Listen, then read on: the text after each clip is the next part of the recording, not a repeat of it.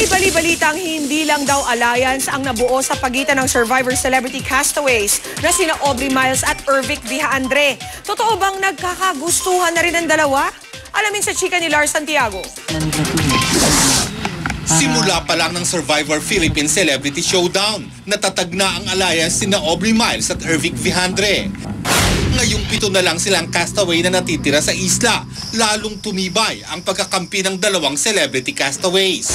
Hindi lang daw alliance ang nabuo kina Aubrey at Ervic, kundi pati pagkakagustuhan. Wala naman kami ni Ervic, lang talaga, doon lang talaga kami naging close. Doon sa island. And ngayon lahat kaibigan ko naman. Pare-pareho lang. Patas-patas lang yung treatment namin sa isa't isa.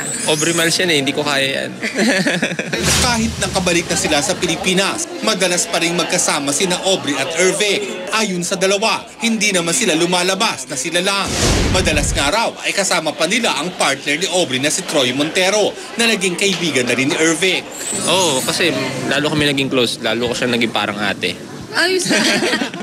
Hindi lang kay Aubrey nalilink si Ervic, kundi maging sa bagong kapuso star na si Gwen Zamora na balitang nililigawan niya. Kasi nag-guest kami sa isang show. Kami tatlo ni Aaron, parang tuksuhan lang dun sa studio. So, yun lang. Wala naman. Tapos iniisip nila na baka daw nabasted ako dahil nga walang nangyayari. So, wala akong nililigawan. Lars Santiago, updated sa Showbiz Happenings.